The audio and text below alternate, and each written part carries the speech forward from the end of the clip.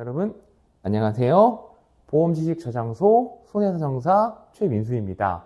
자, 오랜만에 영상으로 인사를 드리는데요. 그동안 너무 바빠서 제가 영상 작업을 하지 못했지만 지금부터는 영상을 열심히 올릴 생각이니 많은 기대 부탁드리도록 하겠습니다. 자, 오늘 영상의 주제는 곧이어 개편이 예정된 자동차 보험 관련된 내용입니다. 자, 자동차 보험이 2023년도에 한번 크게 개정이 됐거든요.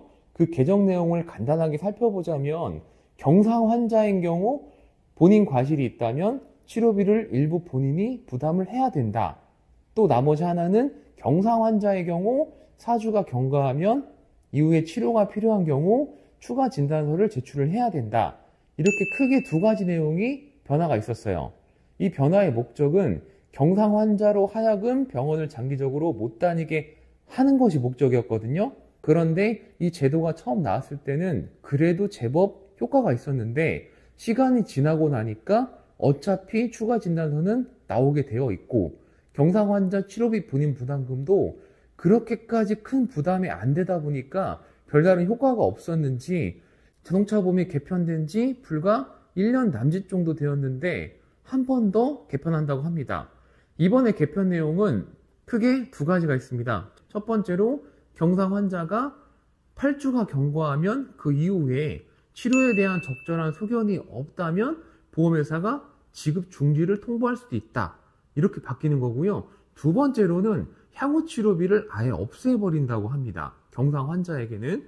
이렇게 제도가 바뀌게 되면 과연 어떤 효과가 발생할지 보험회사의 입장, 대인 보상 담당자의 입장, 그리고 피해자의 입장 이렇게 세 가지 관점으로 제가 한번 예상을 해보도록 하겠습니다.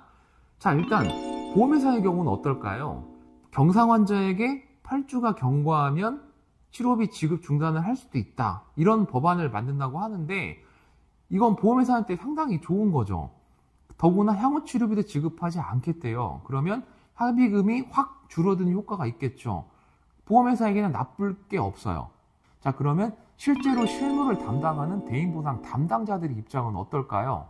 향후 치료비라는 거는 원래 약관에 없던 내용이에요. 대인보상 담당자가 가지고 있던 일종의 무기, 재량권이라고 볼 수 있거든요. 담당자가 이 향후 치료비를 가지고 피해자와 밀당을 하는 겁니다.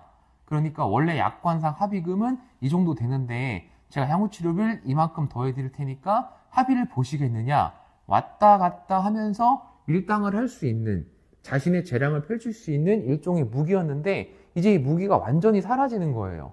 그러면 담당자들은 피해자랑 합의를 보기가 더 쉬워질까요? 아니면 어려워질까요? 굉장히 어려워지겠죠. 자동차 보험 약관은 어차피 위자료가 정해져 있어요. 휴업손해 어떤가요? 수익 감소가 입증되지 않으면 원칙적으로 안 줘도 돼요. 더구나 통원치료 같은 경우는 휴업손해를 지급하지 않죠.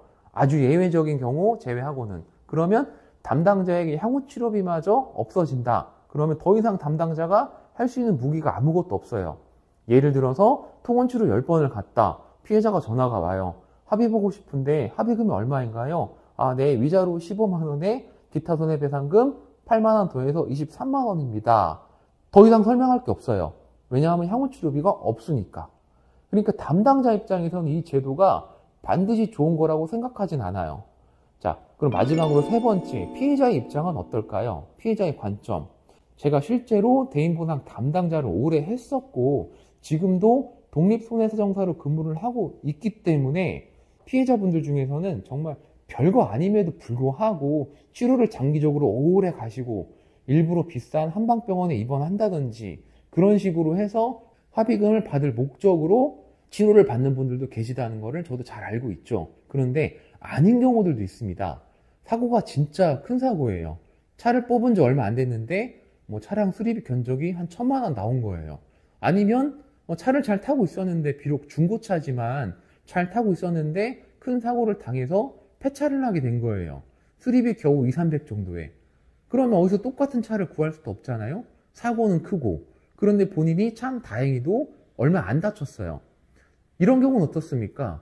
차가 오토바이를 쳤어요. 자전거를 쳤어요. 보행자를 쳤어요. 다행히 많이 안 다쳤어요. 그렇지만 정말 어딘가 너무 아프고 골병원 들었어요. 그런데 이런 피해자들에게조차도 일정한 기간이 지나면 보험회사가 지급 중지를 통보할 수 있다? 향후 치료비 없으니까 정해진 대로 받아라?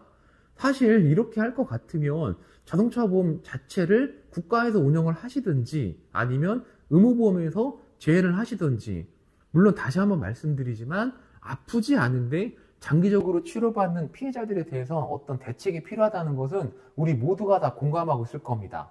만약에 경상 환자지만 병원에서 향후 치료비 소견서를 발행해주면 그건 또 어떻게 할 겁니까?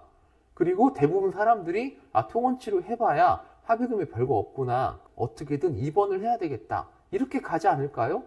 향후 치료비가 없어지면 입원을 고려할 수밖에 없겠죠. 아니, 심지어 병원에서 더더욱 입원을 권고할 수도 있습니다. 어차피 통원 치료 하셔봐야 별거 없는데 입원하시는 게 어때요? 라고 권하는 그런 일들이 전혀 발생하지 않을까요? 이 제도가 아직 나오진 않았지만 저는 솔직히 말씀드려서 이 제도가 잘 시행될 거라고 생각하진 않아요. 부디 선의의 교통사고 피해자분들이 치료조차 제대로 받지 못하는 그런 일이 없기를 바라며 이번 영상을 마치도록 하겠습니다. 시청해 주셔서 대단히 감사합니다.